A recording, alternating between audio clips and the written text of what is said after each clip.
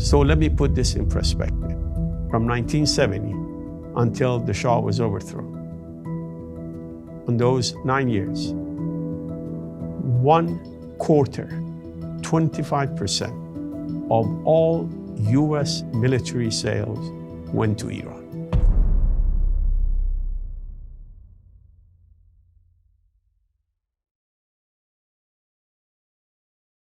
Hello, welcome to the first episode of the Axis of Resistance Initiative, a research campaign that I'm happy to lead at the Global and National Security Institute at the University of South Florida. You may know it as the USF GNSI.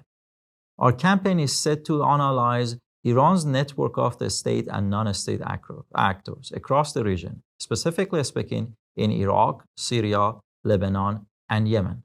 Our campaign is about to last for 6 months. In each month, we are going to have one panel, a panel of 2 or 3 experts on a specific country of these regions. Our first panel is going to be on Iran. We are planning to stream it in the end of May. In that panel, we are going to host Dr. Sanam Vakil, Dr. Sina Azadi, Mr. Alan Ayer. Alongside our virtual panels, we are also planning to host podcasts and one-on-one interviews with the special renowned and authorities and subject matter experts on these countries, which brings us to our today episode. Today, we are going to interview a gentleman who dedicated his life to study Iran, to introduce what is Iran to the American community and beyond that. But it's a specific and unique opportunity for me because the gentleman that I'm interviewing is not only a known expert to me, he is also my very first boss in the United States, my all-time mentor, my supervisor without whom I wouldn't be able to finish my PhD dissertation, Dr. Mohsen Milani. Dr. Mohsen Milani is the executive director of the Center for Strategic and Diplomatic Studies at the University of South Florida, where he also serves as a full professor of politics and international affairs. Dr. Milani previously served as the chairman of the USF's Department of the Government and International Affairs for 13 years, where he had many legacies, including the establishing the PhD program in the government for the first time. Dr. Milani also served as the fellow at the University of Harvard and Oxford University. He has published more than 80 articles at peer-reviewed journals and renowned outlets. He has attended more than 200 conferences. Dr. Milani published his very first book in 1988 on Iran's revolution. Hence, he named the book The Making of Iran's Islamic Revolution. Almost 4 decades later, Dr. Milani published his second book, Iran's Rise and Rivalry with the United States in the Middle East. In his second book, he kind of completes and concludes the path that he began in his first book, The State of Iran and Iran's Position in the World, specifically speaking in the Middle East. Dr. Milani, welcome to our show, and thank you for being here. Thank you very much, Dr. Mahmoudian, for your very kind, very generous introduction. I am honored to be here. I also want to reciprocate and tell you that in over 3 decades of teaching, I have had no one as good, as intelligent as you. You are you are one of the top 2 or 3 students I've had in over 30 years of teaching. And I've had a whole bunch of students. So I'm very happy to be here to share with you my observations about the evolving situation in the Middle East. Thank you, sir. I don't know, I should feel flattered, which I am honored, or feel bad for the education circumstances, but thank you. I think the latter would be more appropriate. Thank you. Very nice of you. Thanks for your kind work. Dr. Milani, I want to start with your first book, The Making of Iran's Islamic Revolution. By the way, not to change the subject, I found it quite unique that you wrote your first book on the revolution, and 4 decades later, almost 4 decades later, you wrote your second book on the state of the very revolutionary government. What I want to ask you is more of a personal question, in the terms that when you were writing your book, which I assume it was your PhD dissertation, what was your assessment on the outcome of the revolution in Iran? Would have you anticipated that 4 decades after the revolution, we would face a regional power from Iran, emerging from Iran? Let me first start telling you why I wrote the book and why I even wrote my dissertation on the preconditions and causes of the revolution. I was a young guy living in California. I had just started my graduate studies at the University of Southern California when we had the revolution. And at that time, I'm going to be frank with you, I had absolutely no idea that the Shah's government is going to be overthrown. Oh. And I wasn't alone. Frankly, I don't know anyone, any person with credibility who could have predicted a year before the revolution that the Shah's government is going to be overthrown. After all, he had the fifth largest military power in the world, over 520,000 armed men, without a doubt, the most equipped, American-equipped army in the Middle East. He had under his control a notorious organization called SAVAK, which all of us were afraid of. We thought that SAVAK is everywhere. Even in the United States. Even in the United States. And most importantly, he had the support of the US, the Shah did, and the support of the Soviet Union. And you add all of these up, and then you look at the 1970s, in which Iran experienced the most incredible economic growth of its modern history. Let me repeat it again so it sinks in for the listeners. Iran had the most incredible, fastest economic growth of anywhere in the United States. Nowadays, we talk about President Trump's trip to Saudi Arabia, where Saudi Arabia has agreed $160 or $170 billion agreement to buy weapons. So let me put this in perspective. From 1970 until the Shah was overthrown, in those 9 years, 1/4, 25% of all US military sales went to Iran. 25%. 25% of every single military sale went to Iran. So, and then at the same time, the opposition to the Shah was disorganized, essentially checkmated. So you really had to be out of your mind to think that you can overthrow the guy. And you had to be even more out of your mind if you would have thought that a religious man, relatively obscure to most Iranians, although politically active Iranians knew about Ayatollah Khomeini as early as 1963, but nobody thought that this guy is going to overthrow an institution with 2,500 years of tradition and then replace him and create a theocracy. So the first part of the question is no, I didn't anticipate this. The second part is about why I wrote the book. Mm-hmm. I was so fascinated. And I'm intellectually a little bit lazy. I want to do things that I really, really like. So I wasn't planning to write my dissertation on the causes of the revolution. I had something completely different in mind. Can I ask what was it? Yes, it was about the student movement outside of the United States. And I had done a lot of research about it, and I knew quite a bit about it. But then I was doing this just because I had to do something for my PhD. When I wrote the book, it was not just doing something for my PhD. I was interested. Mm-hmm. I had curiosity. And the best way to do research is to pursue things that you're interested in also. Because when you do that, then you write with passion. Then you write with conviction. So I wanted to understand what happened. Why did nobody see the collapse of the Shah's regime? And I wasn't the only one. The US government, every single intelligence agency, including the American president, they had absolutely no idea that the Shah is going to be overthrown so quickly.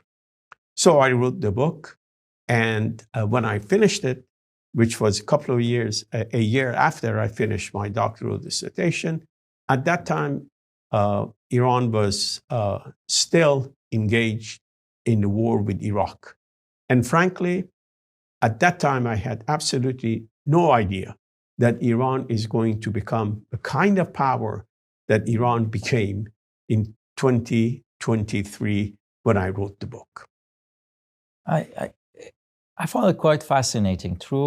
Throughout Iran's contemporary history, most of the leaders of the country being overthrown or been removed when they reach their peak. I mean, we've seen it with Nader Shah, with Muhammad Khan Qajar, with Reza Shah himself, and Mohammad Reza Pahlavi. But I think that would be a different story for a different day. What I wanted to ask, and you brought the Iran-Iraq war from the 1981 to 1989, which I believe you published, the book was published and printed in 1988. Mm-hmm. Your current book, which is on Iran's regional activity, kind of dedicates two chapters, the third chapter and the fourth chapter, to Iran-Iraq war. And one of the things that I realized about your book, which makes it kind of special, there are many reasons that makes it special and unique, but kind of one of the main designations that I felt or differences between your book and many other studies is that you won't, in the book, go through the cliche approach to introduce Hezbollah as the primary element of the Iran's axis of resistance in terms of initiating or establishing it, not today. You kind of look at the Iraq, and correct me if I'm wrong, for you it seems Iraq is the place that today's axis of resistance or Iran's regional network has been a reason from. Am I correct? And if I'm correct, why is that? Why you gave such importance to Iraq? Well, I gave 2 chapters to Iraq for 2 reasons. One, as you correctly understood about the book, the origin of the so-called axis of resistance, which is something that started to be used years after Iran-Iraq war. If you go back to the literature of 1980s and 1990s, until 2000, when General Soleimani took over the Quds force. Before that, we could only speak of networks, underground cells for expansion of Iranian power. It all started in Iraq. Yeah.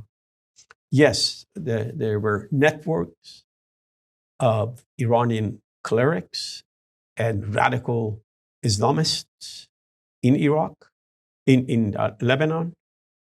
Imam Musa Assad, I talk about him in detail.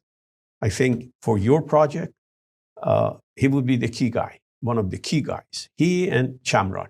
These two, because Imam Musa Assad was sort of the religious leader that energized, empowered the Shias in Lebanon. And the Shias of Lebanon, as you know better than anyone else, because I remember you and I used to talk about this, the Shias of Lebanon, many of the clerics moved from Lebanon to Iran around 1500s when the Safavid dynasty was created. At that time, Iran was a predominantly Sunni country, and they didn't have enough learned clerics, so they had to go to Lebanon and bring it out. Now, it is in Lebanon that Musa Assad, with the help of Chamran, the key guy in Iranian building of network, they started building this network. Now, Iraq was important, but Iran couldn't make that kind of network inside Iraq as long as Saddam Hussein was alive. Now, once the war started with Iran, it is at that time that Iranians started to think about this underground network by helping some existing Iraqi organizations. And at the same time, creating, with the help of the Iraqis who opposed Saddam Hussein. Now, al-Dawa, was not creation of Iran. Al-Dawa was the largest Shia organization created in the 1950s. Now, there were other parts of the network that Iran helped create, and they played a key role for helping Iran conduct the war against Saddam Hussein. Now, that's reason number one. That's the first chapter where I talk about how Iran established its network during the war with Iraq. But there is a second reason why I put so much emphasis on Iraq. Is because if you look at the emergence of regional powers, and I think Iran is a regional power, you will see that without a powerful military, it's very difficult to become relevant in politics. Because politics, as I've said in the book, is about PSI, power, security, and interest. PSI. PSI, that's my favorite term, PSI. So, and military power is the key element of P. Key element. It's not the only element. And I criticize Iran for not looking at other elements. But the foundation of a strong and indigenous military power was laid during Iraq-Iran war.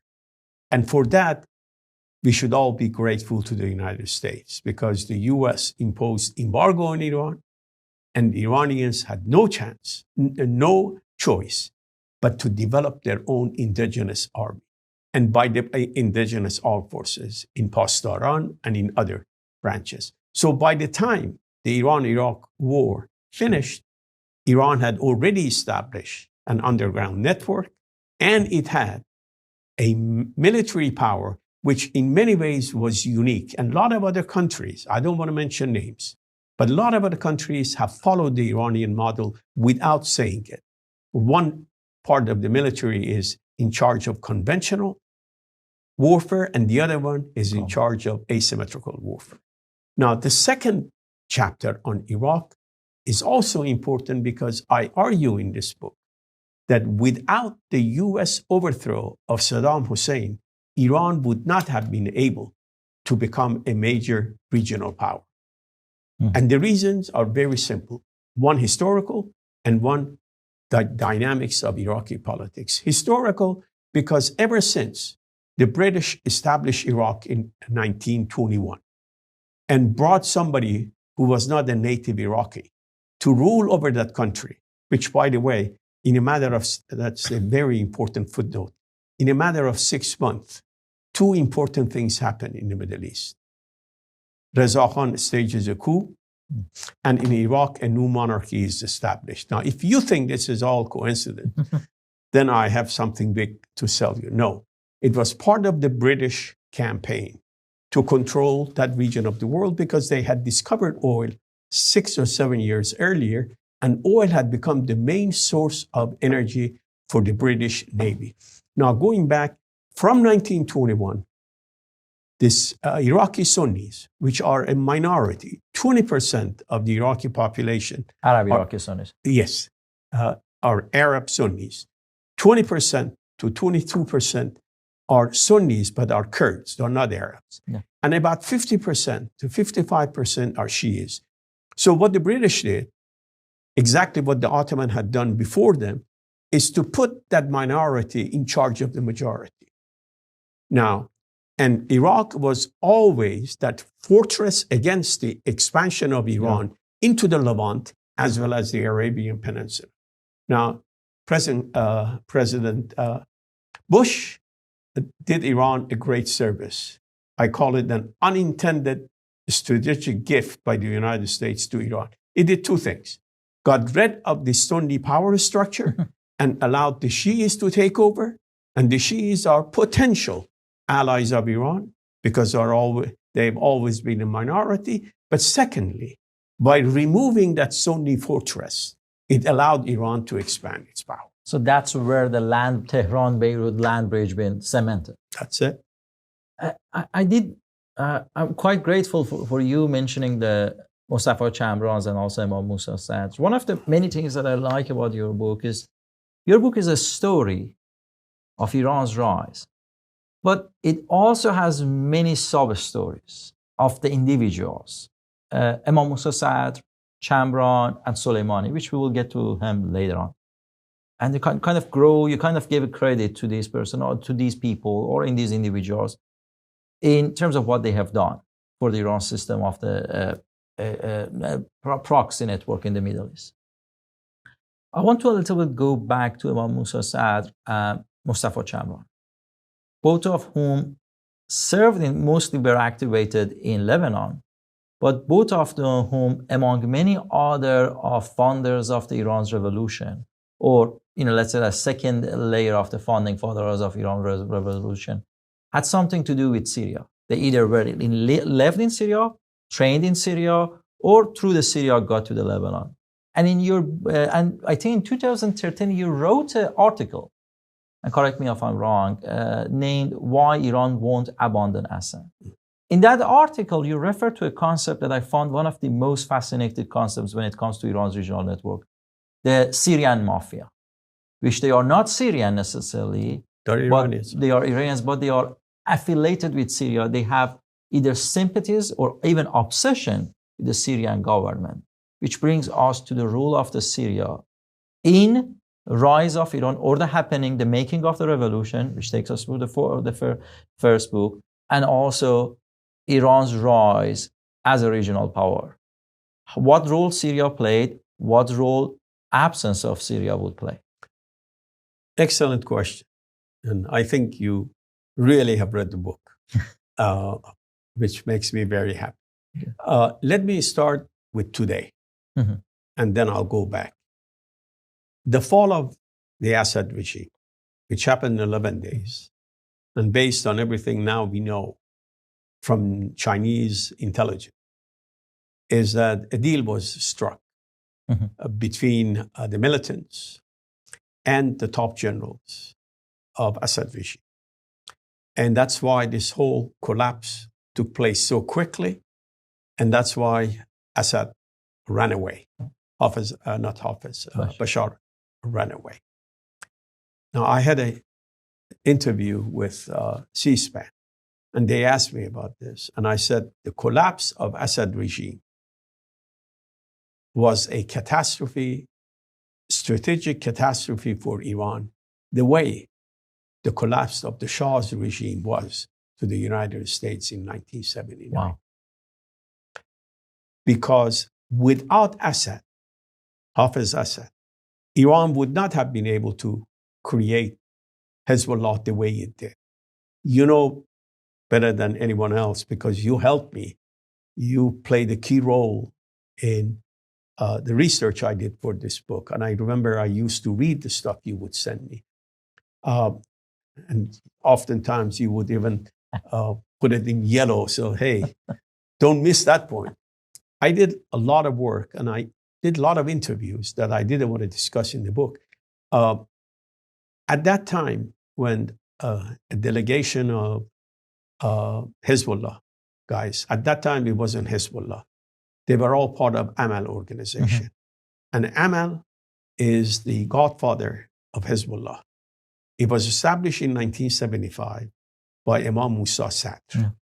And the person who played the key role in it, and I understand from reading a number of Persian language sources that Chamran was one of the founders of this organization.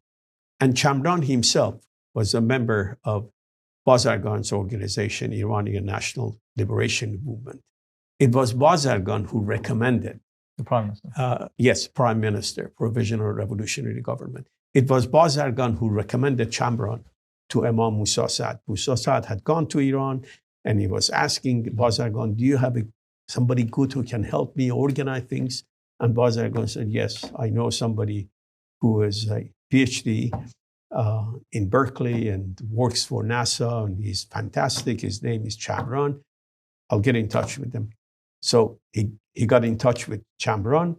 And Chamran, when I first came to the United States, Chamran wasn't here.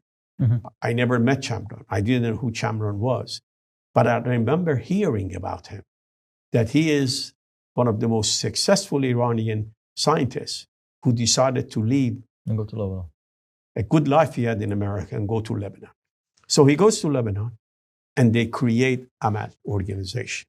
Now, it is from Amal that some radical members in 1982, a group of them, they go to Tehran, they meet with Ayatollah Khomeini, and they said, please give us your blessing. By the way, the guy who just got killed, Hassan Nasrallah, was also there.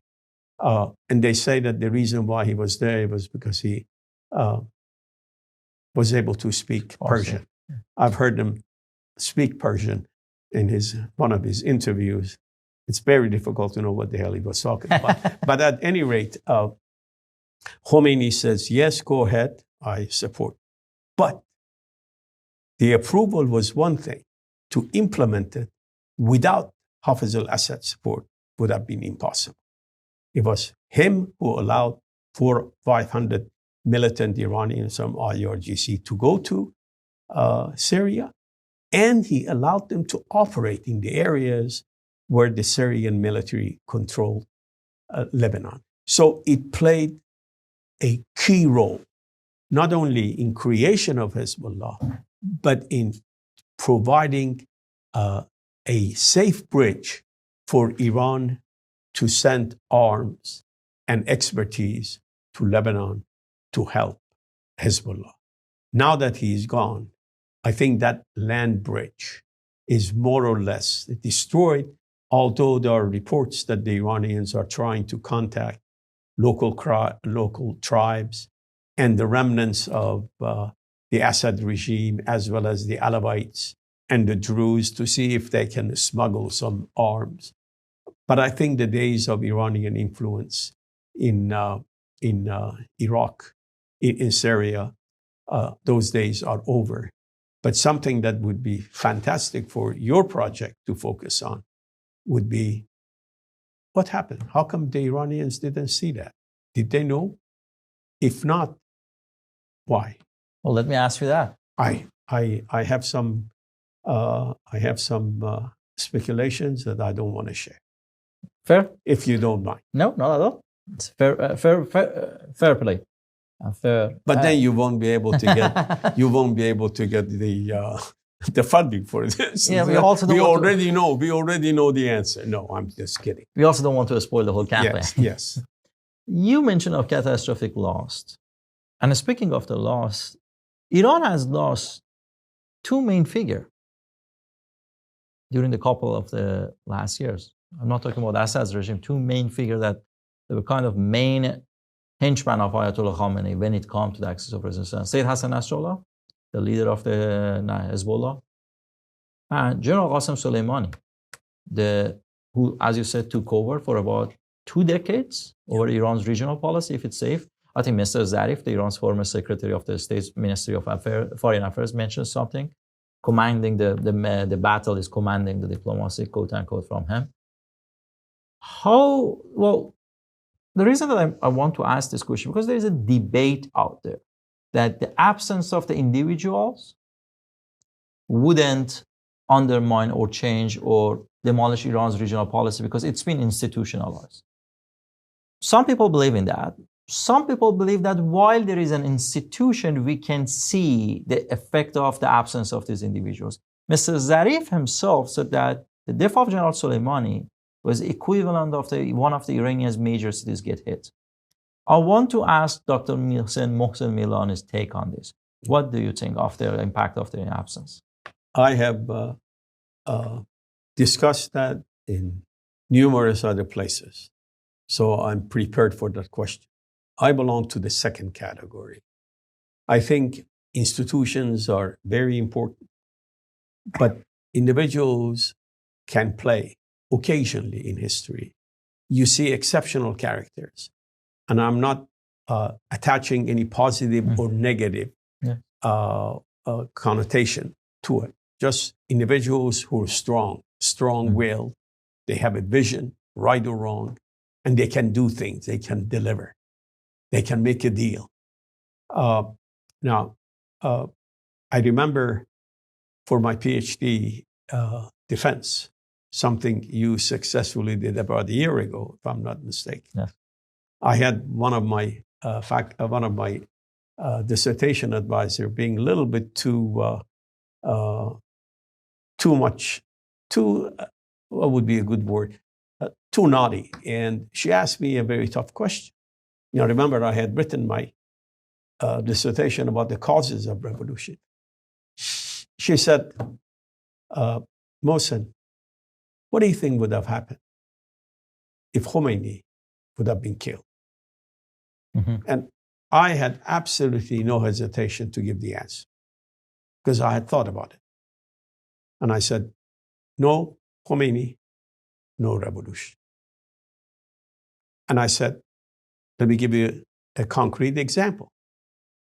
Because if Lenin would have been killed in the train that took him to inside Russia, I don't think you would have had a revolution there either. A lot of chaos, but he was the key. Yeah. He was the glue that kept that coalition. Because without Ayatollah Khomeini, the coalition that he had created would have collapsed. It was the power of his charisma. Yes. And charisma doesn't necessarily mean good. You could be charismatic and be evil. Yeah. So please don't misunderstand the point I'm trying to say. Now, Qasem Soleimani, I think, was the key factor behind Iran's rise. And I have argued, and I have written about it, that when he was killed, Iran's rise stopped. So I would say it's not the death of Hassan Nasrallah that is the greatest blow. It's not even the fall of Assad that is the greatest blow. For Iranian rise, for the expansion of Iranian power, I think the death, the killing of Qasem Soleimani was a key factor. And Iran hasn't been able to replace it. And one of the things that happened as a result of this is not only I refer to it as the Iranian NATO, this axis of resistance. Not only the individual members of that axis lost the connection they had, but more importantly, there was no person powerful enough to prevent the more radical elements to take over. I think I'll give you a concrete example. What Hamas did to Israel was an act of terrorism, plain and simple. And I'm very careful with the words I've used because I had to struggle. Is that act of terrorism or not? And I came to the conclusion that it was. Now, would they have done what they did if Qasem Soleimani was alive? Because no other person had that kind of influence over Sanwar. Yeah. Qasem Soleimani did. And I document that in the chapter on Hamas, how close they were together. So Soleimani was the key factor. And after him, the second major setback for Iran was the fall of Assad. Because there is no way you can replace him now.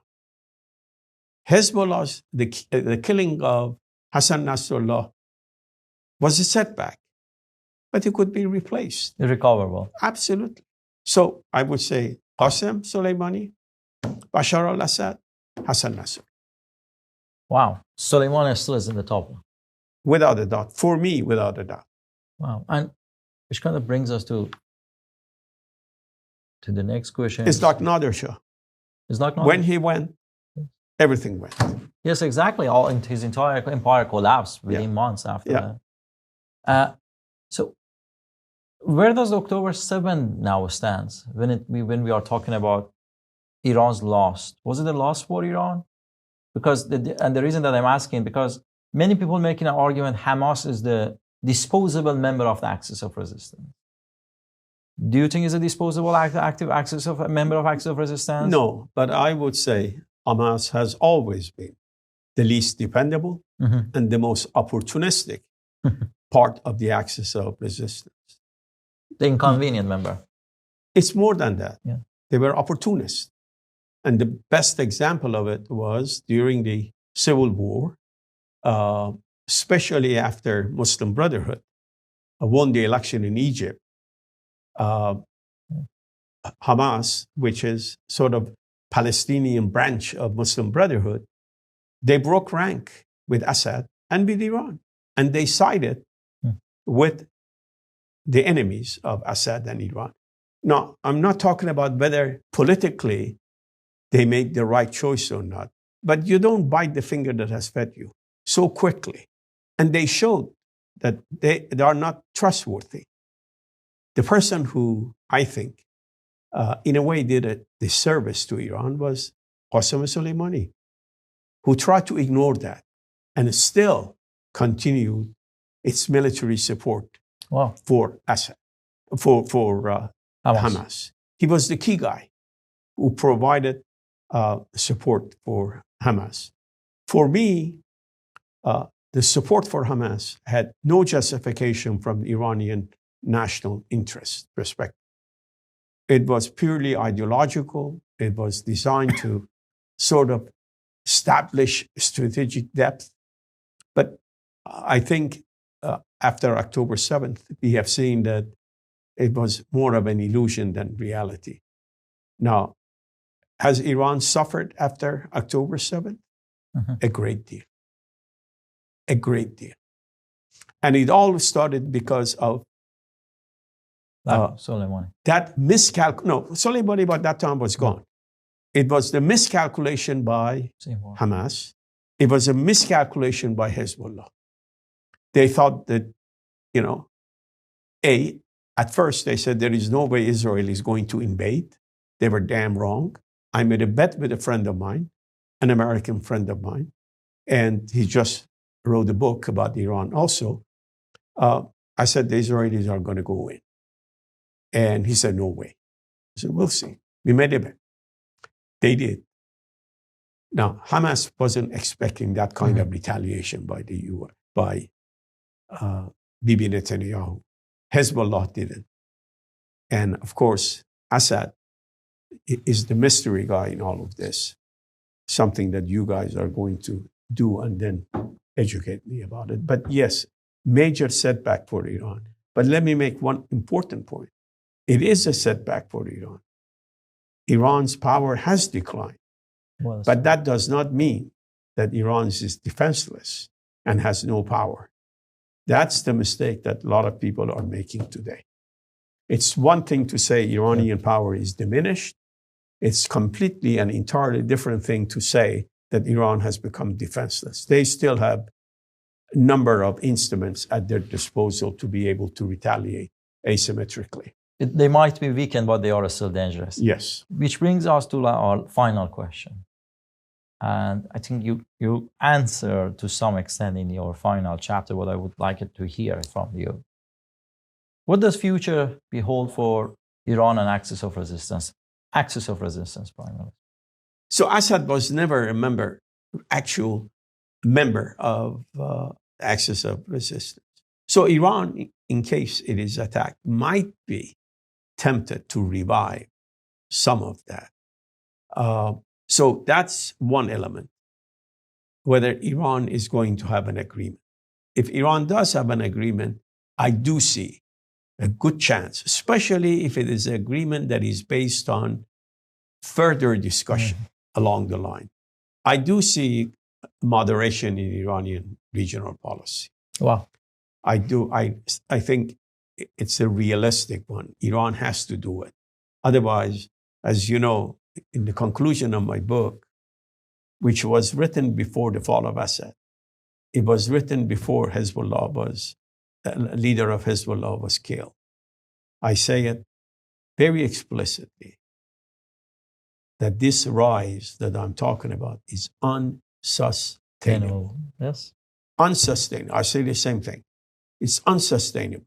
Iran can consolidate a little bit of gain, can consolidate some of its gain, or can pursue the same policies, in which case they're going to lose everything. So that's one. Second factor that can decide Iranian regional policy is that in case there is no agreement, and in case Israel decides to annex or occupy all of Gaza, there is a possibility that you're going to see revival of radicalism again in Palestinian camps. There could be insurgency inside Gaza and elsewhere. And if there is no deal, Iran might be tempted again to go ahead and support Hamas, which I think would be a huge mistake, because what Iran needs to do, and that's one of the areas where I think Iran needs to reform its policy, coordinate its Palestine policy with the Arab countries. Mm-hmm. Why should Iran be the only country that keeps talking about destruction of Israel? Who the hell do we think they are? They are. Yeah. There are 50 or so Arab countries.